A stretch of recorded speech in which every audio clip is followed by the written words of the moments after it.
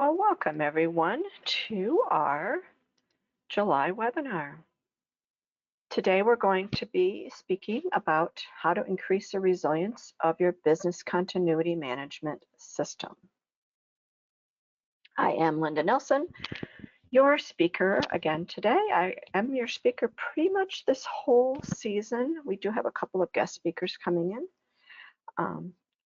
It's interesting because I have been sitting in a lot of ISO Technical Committee 292 meetings over the past few months, really since May. I've been getting up very early in the morning because most of them are European time. So some of what we're going to be talking about today will reference some of the work that we've been doing in the standards world.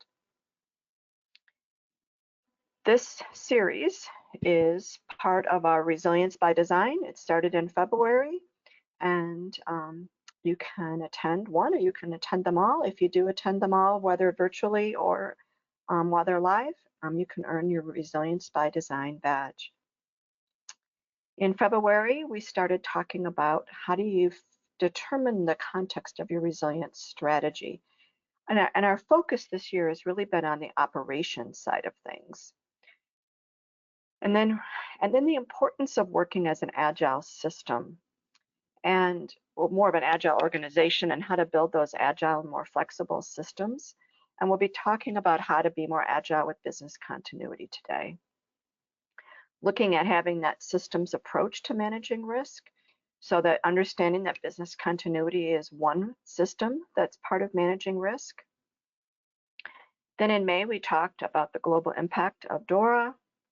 And in June, we talked specifically about your crisis management and communications capability. Today about the business continuity systems. Next month, we're going to talk more on the technology side. September on the supply and value side. In October, the security systems, and November, which is a new topic for us, geopolitical risk to our operations. And just as a reminder, you can view any of the past webinars on our YouTube channel as well as our website. So today our focus, like I said, is on the resilience of your business continuity management system. And we're going to look at the role of business continuity increasing operational resilience. As I said, we're focusing on the operations side. And how does the BCMS, so the Business Continuity Management System, contribute to that? Then we're going to specifically look at the importance of the business impact analysis and why using an agile project management process for all your BCMS projects, but if nothing else, your BIA project is really, really, really important.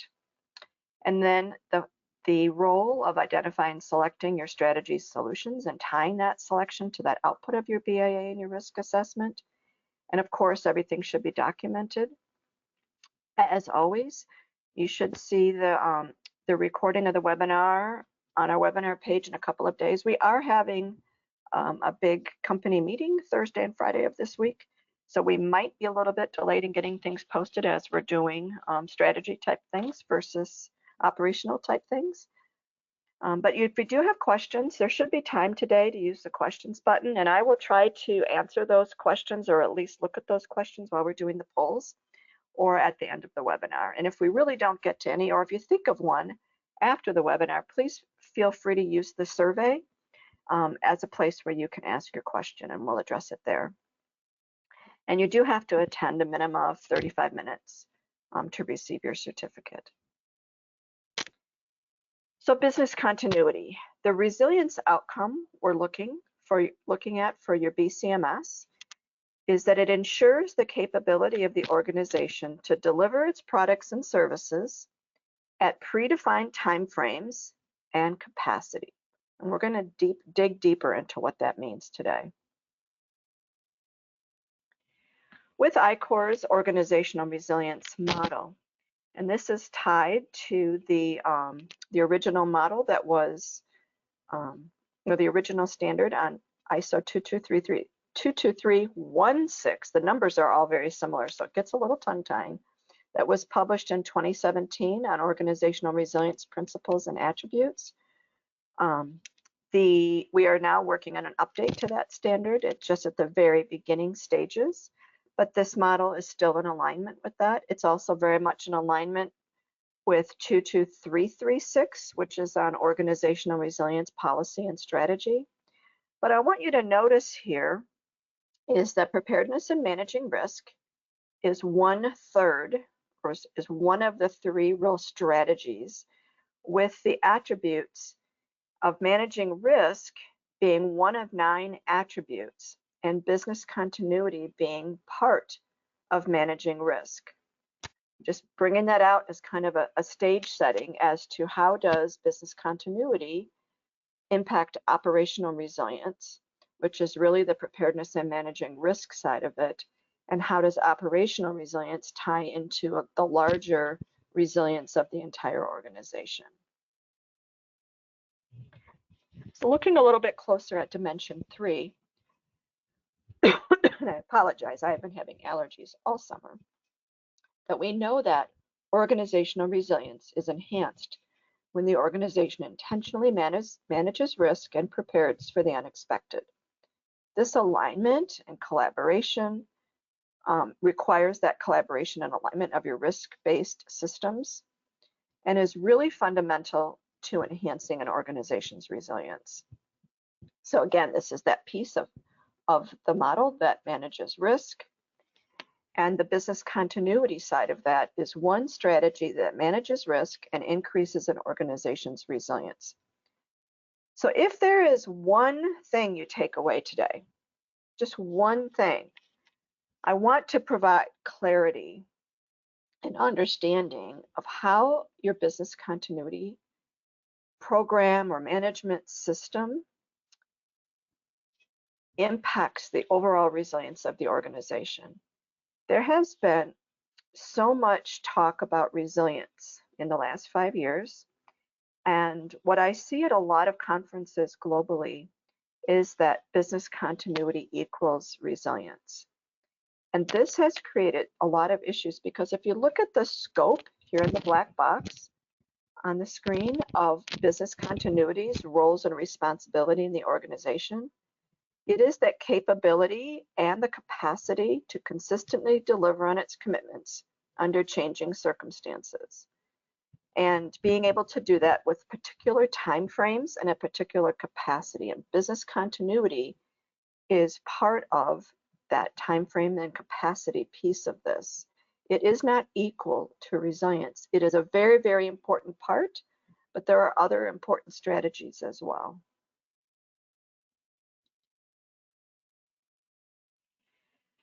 When we're looking at the new draft standard, this is a piece that I believe will stay intact as we really are drafting the very, very beginning of it. That'll be then shared with the larger global audience before, I think, somewhere in maybe October. So if you sit on an ISO committee in Technical Committee 292, you would have access to be able to provide comments on this.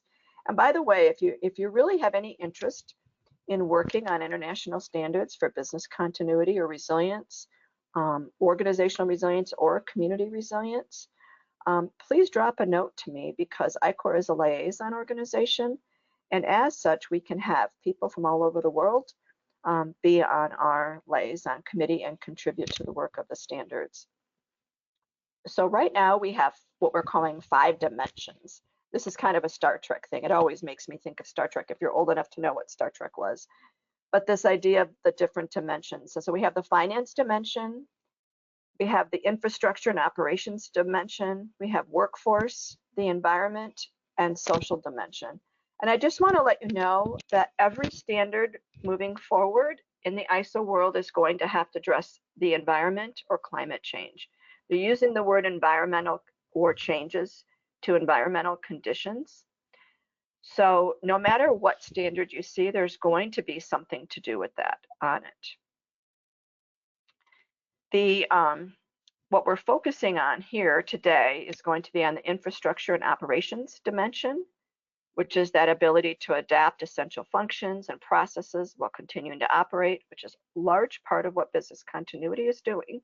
Being able to manage change to context or who you work with, both internally and externally, and being able to absorb and mitigate operational impacts.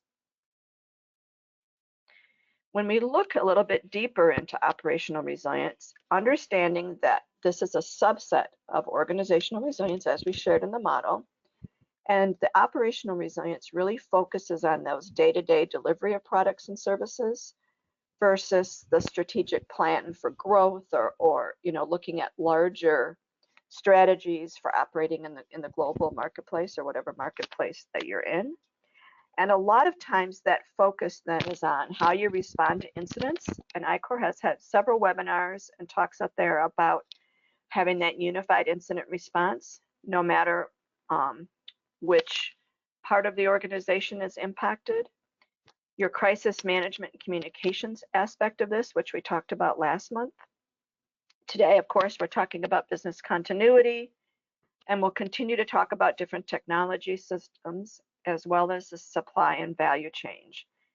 So operational resilience is that umbrella of how you manage risk through systems and having that systems of systems approach so that each of these systems is working as a system, number one, and number two, that they're working congruently together and collaborating together. So working under that umbrella.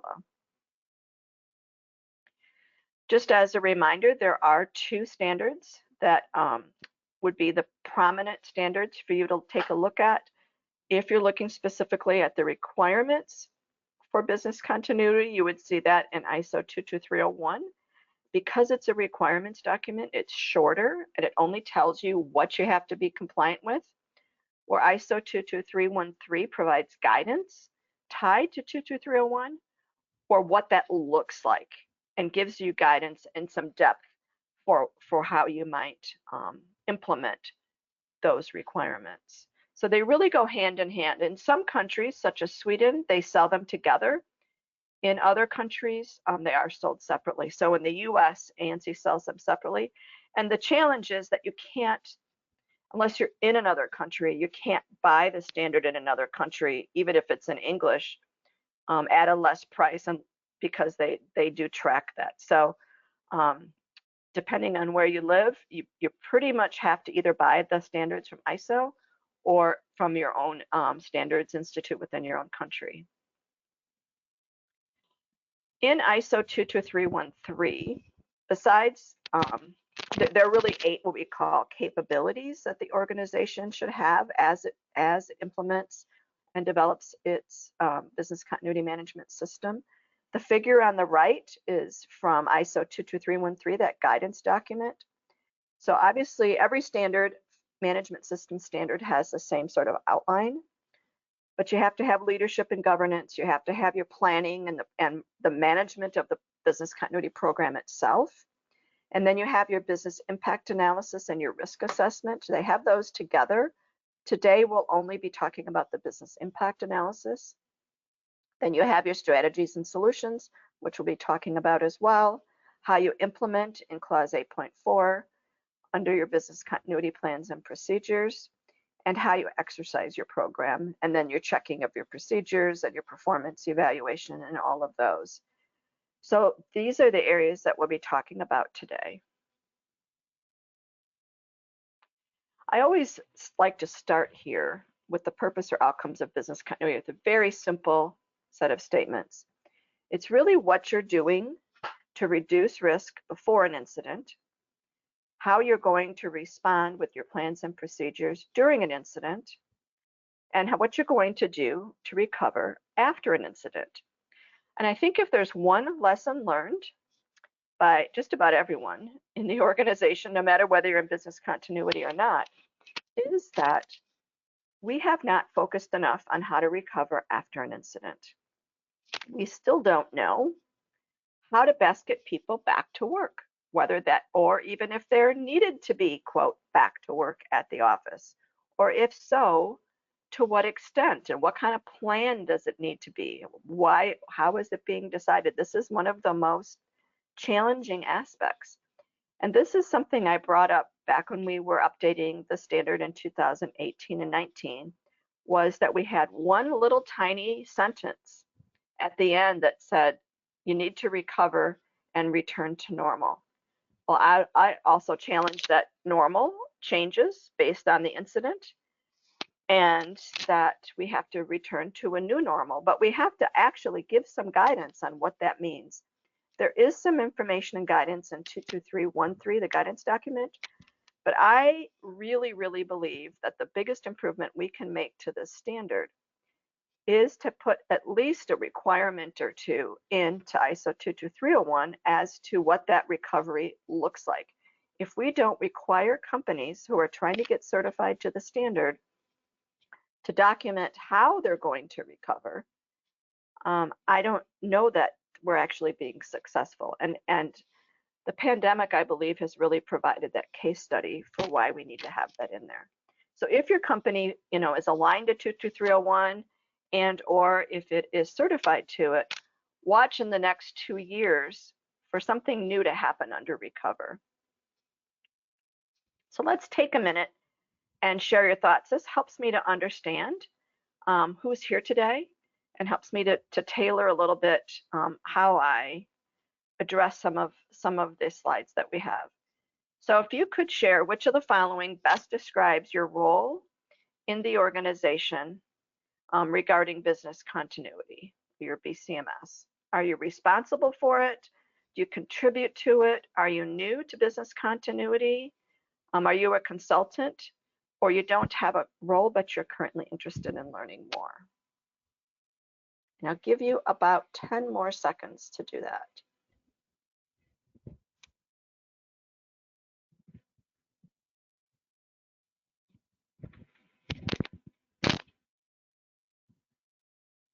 All right, it looks that most of you have answered. So let me go ahead and share this. Well, I'm not surprised that we don't have anybody here who's new to business continuity or doesn't have a role in it, because this is a very focused webinar. So it looks like most of you contribute to the BCMS, and the second largest group is those responsible totally for it. For those of you that are BCMS consultants, a lot of the slides here today are really talking about your organization, but just put in perspective that your organization is whatever organization that you're providing consulting services to at this time.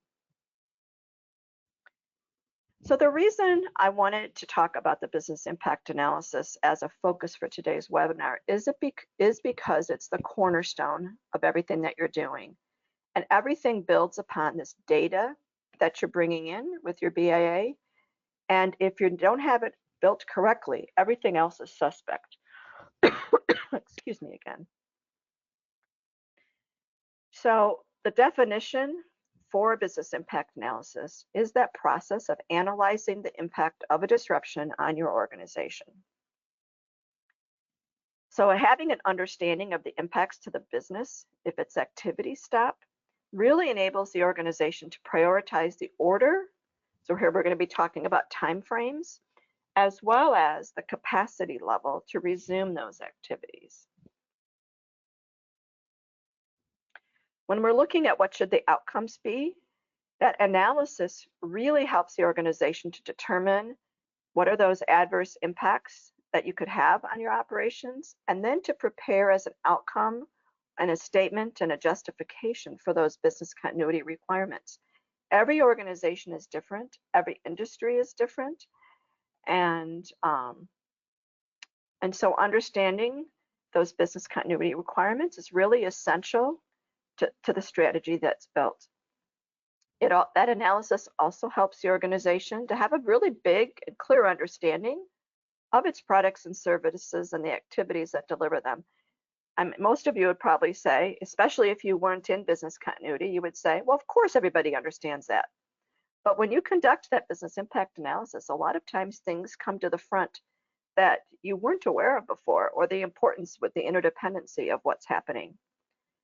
Some of the other outcomes that we have is you need to determine the priorities and timeframes for when you need to resume the delivery of those products and services, and that goes back to that recovery process. What resources you need to have required, and what are those interdependencies and dependencies, both internally and externally. When we look at the the required BIA data. The 2019 version of ISO 22301, when you compare it to the 2012 version, the biggest change in the standard was the business impact analysis and the additional requirements for that. That came about because there were companies getting certified to the standard that really hadn't done a business impact analysis. And so a large criticism was that how can you get certified that your BCMS works if it's built on faulty data and you don't have enough data to do that? So the 2019 version of the standard became much more prescriptive. I don't see that changing a lot. I really, like I said, I think we're going to be focusing on putting a little more information in about the risk assessment piece, because now that's become the part that's suspect in the audits. And then the second piece, of course, like I mentioned, is the recovery side. But it's a very strong or very important outcome that probably most of you that are in business continuity are already doing is looking at financial impacts, because that's something that is very objective. It is somewhat easy to define, especially if you know what your regulatory requirements are and if you don't meet them, what those fines and losses might be, but just looking at even things like diminished share value in that. One of the things that's not talked about very much is your impact to reputation. So if people start having a negative opinion of your company or the product that you're selling, what does that brand damage do? And this is something where you can look at something that's happened in the past, if you've had that happen to your organization, or this is something that you might have to project, and it might be much less objective than the financial impacts. We generally are pretty good with our BIAs about looking at operational impacts of how does this disruption impact the flow of our business operations, which looks at those your dependencies and interdependencies for that. Also, just looking at if we don't do what we're supposed to do as a business, what is the impact of that? If this is there, if we're not doing our job, if we're not getting out what we need to be doing, what is that impact? Whether you're a hospital or a financial institution, or you're in retail, or you're in production, what does that mean? And of course, the consequences of non-compliance, those are often tied to financial impacts, but can very much be tied to losing contracts, losing your ability to bring certain products into your country, for example. Back when I was a business continuity consultant, we had a company that had, at the time, been doing screens for cars and planes and things that had a motor that you would transport, and which are now in all sorts of vehicles. But then they started moving to having more, what I'll use the generic term, television screens at the time, as those were starting to come out where your screen was actually kind of separate, and as streaming started to happen. And because they didn't define for customs what their screen was correctly, according to the customs people, none of their screens were able to get into the country. And so, there might be something that you're really not thinking about that's part of that non-compliance, and the production and having those products available or not available can really impact your organization. And then something that's actually not talked about too much is the impact on your people. Now, it's easy to talk about impact on your people when you're talking about life safety issues. And that's where business continuity really started, back in the 80s, was dealing with life safety types of issues. But in reality, we've gone well beyond life safety issues for business continuity and looking at things like employee well-being, the public well-being, depending on, how much your organization impacts, quote, the public. But looking at, if the organization starts not being able to deliver on its objectives, what does that mean to job security, job cuts, stress in the workplace when you're asked to be doing too much, which is always happening. So these are the impact categories that are recommended in the standard. They also look at the identification of impacts of an interruption or disruption over time. The term that's used in the ISO standard is prioritized activity. But the key thing is that you're putting some kind of priority levels together. So number one, sometimes people use terms like critical or essential or vital or key, and to what degree that is. Or they say that those terms are tied to periods of time, whether it's 0 hours or days or months. Or they might use terms like priorities like high, medium, and low, or first, second, and third. The standard doesn't require you to use any of these, but you can use whatever ones you want as long as you've got them in some sort of a priority order and to make decisions, and that they're tied to some kind of time. There's also, so how do you measure that? So one of the things that the current version of the standard did was really to define the difference between RTO and MTPD. So what had been happening for years was that a lot of companies were defining RTO in a place where if you didn't meet your RTO, you were in big trouble. And some of the reasons for that is because the shorter your RTO is, the more it costs your company or the more it costs your organization to meet those RTOs. And so the RTO is defined as how long can each activity be non-operational, or down if you're talking about an IT part of this. And when do you need to be operational by? What is that time? Where the MTPD is much more about, all right, we didn't meet that time period. When does it become really bad? And I would not think that the no pain would be part of that.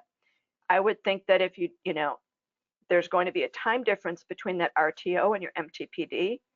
And what some companies did then was they made your MTPD being that number 10, excruciating, unbearable, unimaginable, unspeakable. You're out of business. And that also is not really helpful. So looking at those two time measurements in a way that's helpful for planning. And so I think this little pictures, I think actually helps a little bit with that. So on the left, you have your business as usual, your normal operations. We know that whether a disruption happens at a particular moment or it happens kind of as a cascading effect, that it starts sometime, and then you need time to react. You've got that incident response piece of people realizing that actually something has happened and being able to figure out what is exactly happened. And then once you decide to activate, then what is your recovery time objective? And we often look at this as the repair time. All right, we have some reaction time to fix it. It needs to be repaired by this RTO time. But if it doesn't, which oftentimes it doesn't, we need to have another period of time where you're continuing to work on it and fix it. We call it kind of the buffer time. You've got your repair time and then your buffer time. And when does this become unacceptable? And that MTPD becoming very serious. And the other thing that we've seen in a lot of companies is they put their RTO and their MTBD right next to each other, minutes or just an hour apart. And that doesn't really give you much buffer time. So the identification of these two time frames are really, really important. And you can't identify that without making sure that your BIA data is correct. And we're going to move to that next. But this idea of, your RTO is when do products and services need to be available after an interruption? And when do you start to face unacceptable level of damage? And even if you go beyond the MTPD, it doesn't mean you're going to go out of business. It just means it's going to cost you a lot more and the damage is going to be more, but you can still continue to work on it, which is why you need to make sure your MTPD is something inside of we're going out of business today. The one piece that didn't get put in the requirements document, I fought hard for this, and I really don't understand why it didn't get included, but it is in the guidance document. And as business continuity people who are responsible for your BCMS or contribute to your BCMS, I think you're all aware of the importance of IT and the fact that if your data is not being backed up and available to you in a synchronous, asynchronous way, meaning that you have it available to you all the time. So if there's an outage, it doesn't matter. You get it, it just moves and you get it from some other place. That there is going to be time where data is lost, or lost transaction is the word that's used here. And that in order to meet your RTO, you have to get up and running, and you have to recover what you've lost. And that time needs to be included in your RTO time. So all of this data helps you to understand how often your data should be backed up, which ties to your strategies and solutions, and how much money you need to be spending on that. And I don't think anyone's going to argue that IT is very, very important role in this. And when you look at studies that are done, even if you're using a totally cloud-based solution, clouds break. We saw Microsoft had a hack that came into it. I don't think any of us can say that we're not vulnerable to being disrupted, whether it's an intentional, unintentional, or even a weather-related piece. And so this RPO becomes a very important part of your RTO. The other piece that gets missed, and that is in the standard, has to do with this idea of capacity. So if you sell a product and you're used to selling 100% of your product, but now you have an interruption and you're only able to produce 50% of your product, does that product go to one client, or do you split that 50% and give everybody a little bit? How does that work with your customer base? Or even, and we're going to talk about this a little bit more, does your capacity need to be more than 100% in some parts of your organization? So this is why that business continuity objective, which doesn't really say the word capacity anywhere, which is why I find it a little bit confusing. But you need to be looking at your time, your service levels, and your capacity. All three of these things need to be tied together. So to give this kind of a picture to it, we're going to look at two charts coming up.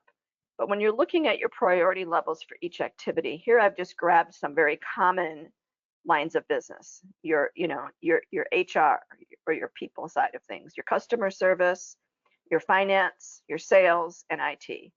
So when we look at these four measurements together, we have how much data can you lose? Well, here the RPO for IT you'll see is 0. And for customer service, it's 48 hours. And then when we look at RTO, when do you need to be recovered? Well, again, IT is the shortest, but here, interestingly, customer service actually needs to be recovered rather quickly, because these other people that are probably going to be at your call centers and answering calls and being involved with that. When you come to when it becomes really dangerous, well, here in this example, of course, IT is still the shortest time frame. But you'll notice that the customer service and HR now are all of a sudden needing to be needed at a similar time. And then when you look at your capacity level, again, now customer service, we're saying, all right, we need to be ramped up, and especially call centers and things, you can really see how that's been automated for many, many companies, and that is being built into that. But even finance now is needing to become more involved. And you can see that sales in this example here, sales is something that's going to be done once you're done. It's going to be started back up once you're done fixing whatever the problem is. So dealing with your current customers becomes more important in this example than selling new product. When we're looking at the resource requirements, you have to determine your resource requirements for people, your information and data, your actual physical infrastructure, no matter whether it's an office building or a laboratory or a production facility, what equipment and consumables you need, what technology you're depending on, the logistics and transportation aspect of that, which, with the tariffs that the US has been putting on, that is becoming, even the logistics side of that is being impacted by that. Your financial resources, how much money do you need? How much cash do you need on hand? What kind of fluidity and access to money do you need? And then looking at your partners and suppliers, what kinds of resources do we need and how do those change?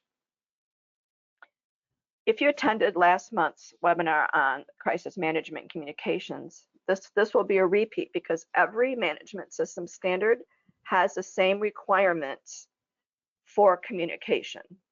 And it just depends on the context. And here it's a business continuity context, maybe versus a crisis context. And where does your organization decide, where business continuity and crisis management begins or ends, or are they part of the same piece?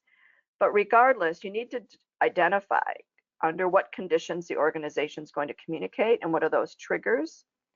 And then who do you need to talk to? So every standard in clause 4 says you need to identify all your interested parties and what are their needs and expectations. And one of those needs and expectations is your communication needs and expectations. And then when? Well, I just have to say that with social media, pretty much everything needs to happen immediately. This is generally in the business continuity space, when in every space, that our communication strategies are never rigorous and robust enough. And this is because we can all communicate much better than we used to, and it's instantaneous, and the communications aren't always truthful.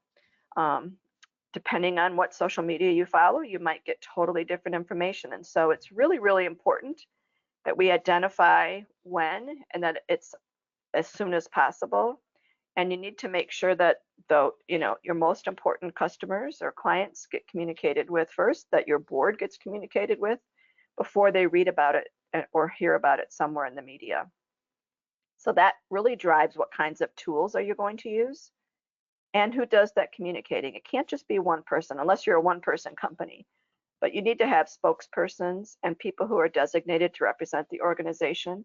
And generally we say that you want people to represent to be speaking to the people that they're responsible for. So especially sometimes companies forget about you need to be communicating internally because everyone in the company becomes part of your communication system, and that's going to drive that social communication as well. You also need to determine your dependencies and interdependencies. So here's a very basic, simplistic example of you have a product or service, you have two departments that produce it, and then you have two activities that are tied to that one department. And with that one activity, you've got some resources developed. In reality, your dependencies and interdependencies are much more likely to look like the image in the background than the very simplistic image in the front. But you need to be able to identify what those are. And when we look at supply chain, we all know that very rarely do companies go beyond the second or third tier. And this is really where we see so many broken supply chains in recent years. So let's take a minute and I want you to honestly look at your role. To what extent does your organization complete these BIA activities? And just say, do we do all of them? Do we do some of them? Or, do we need to do more of them? While you're doing that, there was a question asked early on about the slide deck. We don't share the slide deck, but you do have availability to watch. The presentation, like I said, will be available on our website as well as on YouTube. The second question asked, when doing a BIA and you identify activities and you estimate your impacts and recovery times, do you only focus on those prioritized or critical activities, or do you identify those critical activities as a result of the BIA? That's a really good question. I'm actually going to talk about that in just a minute. So let me give you about 10 more seconds to answer that. And if I don't fully answer that question for you, please ask it again so that I will address it in the way that you would like. All right. So interestingly enough, and I do think since most of you are the people that are doing this work, almost 50% of you say that you're doing all of them. And I'm really encouraged to hear that. And the fact that only 9% of you are thinking to do more of them, because the next piece of this is going to be talking about how agile are you doing at each of those. So yes, you're doing them. Now we're going to look at how you're doing them.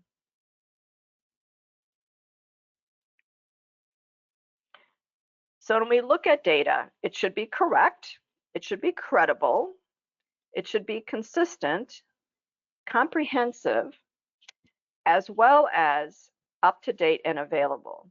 And this is really where we're going to focus next. I honestly do not want to go to another business continuity conference and hear people defending that they're doing their business impact analysis every 3 to 5 years, and they're doing it as one big, huge project. The fact is that it needs to be correct, credible, consistent, and complete. But it can't, if it isn't current, it doesn't matter how correct it is if the data is old. So how do you do that? What we're talking about here is that the business impact analysis, if there's only one place that you can use agile project management tools in your BCMS, this is the place to do it. However, I would suggest that your all of the projects that you do, whether they're exercises, whether they're risk assessments, whether it's even looking at your strategies and solutions, that you're doing this in smaller ongoing projects, and you're doing these in an iterative manner. So you don't have these big projects that take you so much time to deliver that sometimes the data isn't even relevant or accurate anymore by the time it's finished. We need to move to a more customer focused versus just process approach. We need to make that focus on managing change. If there's one part of the organization that business continuity people can be aligned to, and really, I used to always say your internal audit people, but I'm now saying, yes, they're very important, but also you need to be tied to anybody in your organization that's responsible for managing change. Because if you're managing your business continuity management system tied to change in the organization, you're then being responsive in the now versus waiting to find out what happens. One easy example of this is since technology does do a lot of change, and I'm not saying this is the only way, but this is a place that in most companies they are doing agile project management and technology, is to get a BCMS representative included when they start a new project to identify, is this going to impact our BCMS? If it is, then that representative should stay on that team. If it's not, they can drop off and then say, I'm going to check back in. If you see anything changing in this initial project, please let me know and we'll check in to see if it has an impact on the BCMS. I would say that if you're tied to your official change management part of your organization, if you have one, that would be the case for all change meetings, that you have a business continuity representative as part of that. And I really feel that that's the piece that's missing in a lot of organizations, that they're not able to be part of that. And making sure that you report your data as it's collected, that rather every few years. Having had some family members that are in analytics for large global companies, the technology is there. We have the access. And so now we need to be looking at making sure that as business continuity professionals, that we are using data analytics to help us report our data out so that it's usable and it's relevant, and we provide value continuously versus as a big, large project-oriented value. So we need to make sure that all of these are in place. So a couple examples about how you might collect data using sprints. And these sprints can, whether, kind of a 1 to 4 week sprint is pretty normal, with some sub sprints, 24-hour type things. I don't really care how you use your sprints, but this idea that you can collect data in an iterative manner is what we're talking about here. So if it's driven by change. So here is where the three largest pieces having to do with changes to time. So collecting your RTO, your MTPD, your service level or capacity piece, and your impact over time pieces all together as a sprint can become really important versus doing everything all at once, that this becomes a sprint that you do on a regular basis. Looking by data category. So when we're looking at those impact categories of finance, reputation, operational, business objectives, legal and regulatory, and people, that you use a sprint that just looks at those impact to activities by those impact categories, looking at loss scenarios, so things like loss of employees, loss of facilities, loss of technology, suppliers or customers or clients, and looking at that in, I'm using the term worst case, but in a rigorous enough scenario so that you can get the results that you need. Or things like we talked about communications.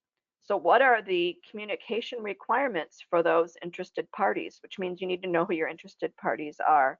So each of these could be its own sprint.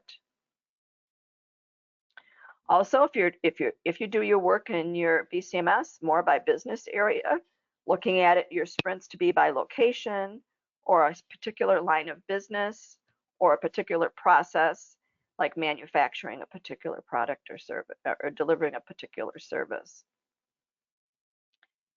So I'd like to see now if your answers change at all, to be looking at to what extent has your organization or yourselves implemented Agile project management for managing your BCMS projects.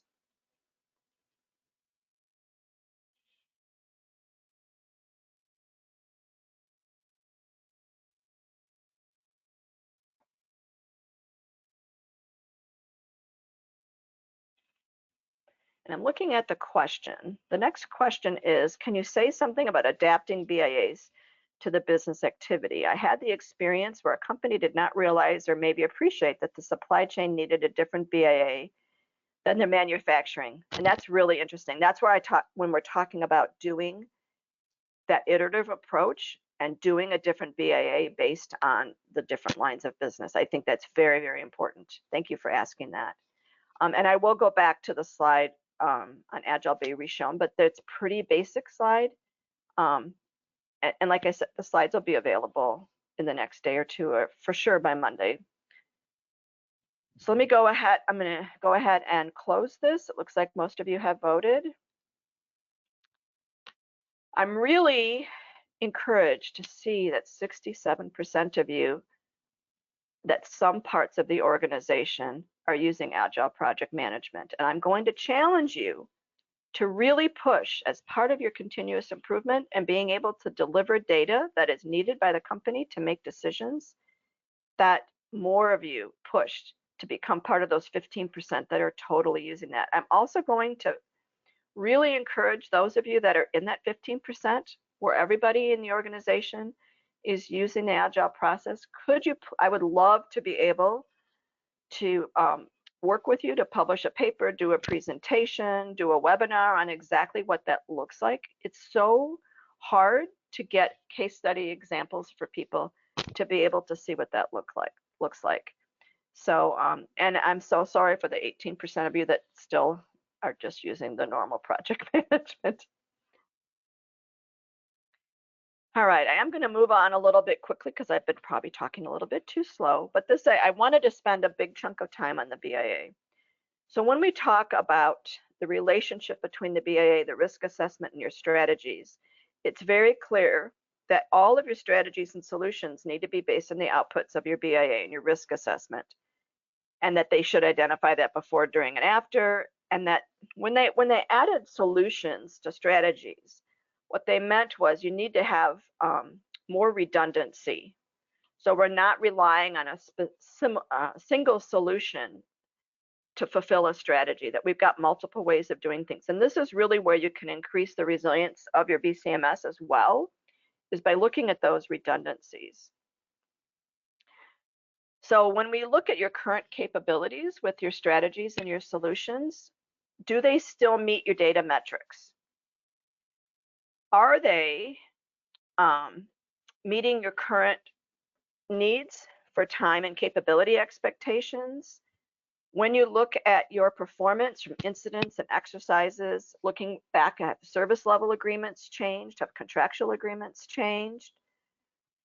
Do we need to then change some of our strategies and solutions for that? And usually solutions is what we're kind of directing this at. Are there gaps that we're not able to meet our data metrics or overperform? Because we actually don't just want to meet those, we want to be able to overperform, by the way. There should be always some sort of presentation to management And then you put those again at a priority level. You can't do everything. So what do we have money for, and how can we get a budget to do those things that we need? And management really needs to provide input on this. So it needs to, that's why they call it a management system. Management needs to be involved. Don't forget to consider the urgency of need. So you make sure that you have all of those. Level of service as well as urgency with time impacted with that. And just remember that your BAA is all your analytics and tied to the risk. And I didn't talk a lot about risk today. There just isn't time to do that. But when we talk about your BAA needs to be tied to the amount and type of risk the organization is willing to take. That provides you additional criteria for determining what strategy solutions that you're going to recommend. If your risk appetite for your company is very high, they're willing to kind of let things go, then your timeframes are going to be very different than a company that's very much regulated and they can't afford to miss anything. And so this becomes, that risk appetite becomes a real part of that formula. Just looking here at that urgency of need, if we look at category A, your urgency of need is seconds to minutes versus category D being weeks to months. If we look at, some of the things, your activities, you're going to move the activity or do nothing based on, category D. With your people, category A, you've got non-affected people taking over and happening that versus category D, recruiting replacement staff. Well, those people need to be trained. That's going to be a very long time piece. Looking at your information and data, you're going to need online data replication versus I can't even imagine rekeying information into a system. Facilities, splitting work, or you're rebuilding and refurbishing. This becomes a real difficult piece, though, when you're a production facility or a laboratory facility. You might not have multiple locations to even split that in just because of the cost for that. Equipment, splitting your capacity between equipment versus going out and just purchasing new, which is going to cost you a lot more money and take some time to implement. And then finance, just you've got credit on your credit cards, use that versus relying on insurance. And over, I hear people saying, well, we don't need to do any of these things because we have insurance.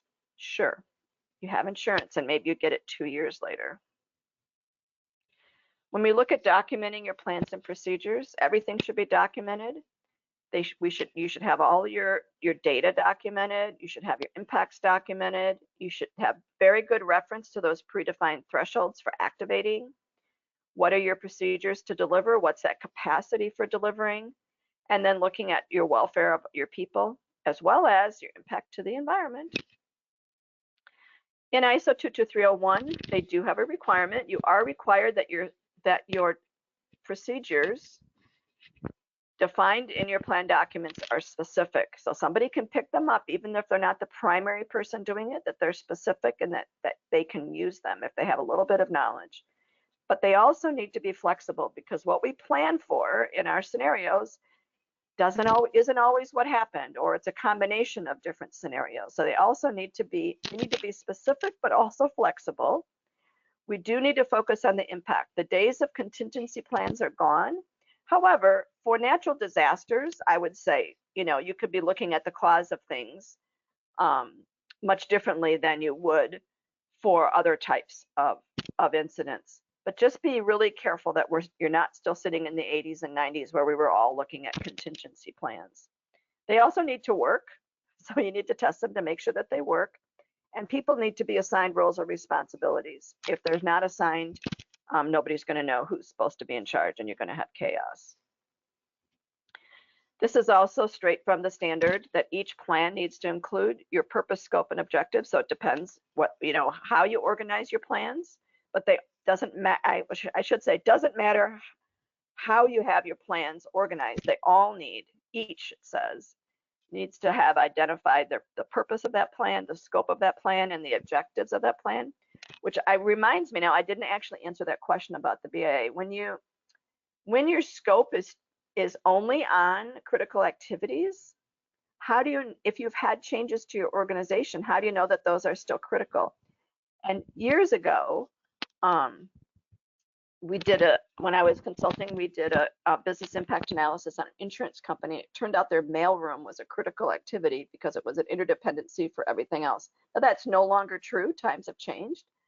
But the fact is that you don't always know what's critical if you don't look at everything. And so while your iterative approach might be more narrow, you still need to look at the whole organization for the most part, especially. So just looking at those change triggers to know what your scope should be. But obviously the roles and responsibilities of the team or teams that are going to implement the plan. What are your actions and resources to implement those strategies themselves? The other thing that auditors look for is, okay, you say you're going to implement this solution and you've assigned it to this person, but this person doesn't have the authority to spend that amount of money. So you've got a disconnect there where all of a sudden you've done everything right, but that person can't actually do it. So really looking to make sure that all of those things are in alignment, making sure you have a full understanding of your interdependencies, which both internally and externally, which is a very, it's 4 words, that is a very, very big deal. Make sure any supporting information that you need to be able to activate, operate, coordinate, and communicate your actions. What are your resources that you need? What are your reporting requirements? Who needs to talk to whom?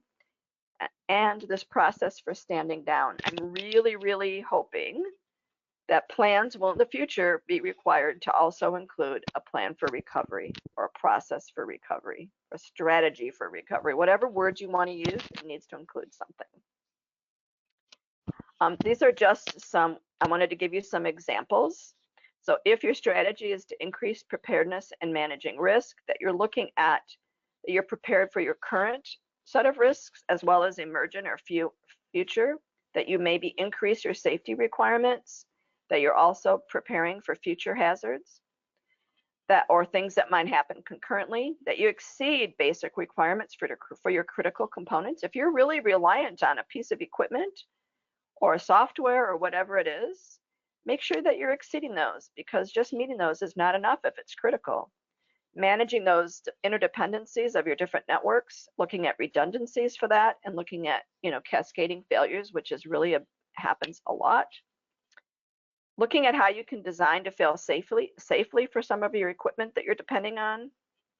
Also design for multiple scales. So when you're looking at kind of the scope or the scale of what's happening, and understanding that you're going to need different solutions based on the different scales of the incident itself. And a commitment to maintenance. We're back to looking at some of the equipment again, but I'll even say maintaining plans, okay? That commitment to making sure that things are up to date and they all work. And then just to summarize, let's do actually I'm going to actually skip this just for time period, but just think about yourself. Do you feel like you're all over it? Do you feel like you can make some improvements, that you might have some track to do? So just to conclude, you should have business continuity is a management process that really provides for that capability of the organization to deliver its products and services. This is the actual definition, at predefined timeframes and capacity to meet your business objectives. That all BCMS activities should be agile to ensure that data is accurate and relevant. If nothing else, just get your BAA that way. That your BAA provides that necessary data to do everything else. And that your overall business continuity strategy and those solutions that you select should be should support your resource requirements and meet both the organization's objectives as well as the business continuity objectives. Of course, everything should be documented in your plans. And these are just some references that we use today. There are other guidance documents that are being developed and that are currently in place, but these were the ones that we referenced in this webinar today. I think I answered all the questions, and we are out of time, so if you do have any more, please put them in the survey at the end. Just a reminder, we have our Leader in Resilience for those of you that want to move from business continuity and lead in the overall resilience of your organization. We also have the Business Continuity Lead Implementer, or the ISO 22301 Lead Implementer. We have a certificate for being capable to do your capability assessment, which is looking at alignment to 22301, and of course the lead auditor. Next month, we'll be looking at the resilience of our ICT systems and our data center operations. And please feel free to contact us if you have any questions, and the education@theicor.org is the place to do that. Thank you for attending today, and have a great rest of the month, and we hope you attend next time. Goodbye.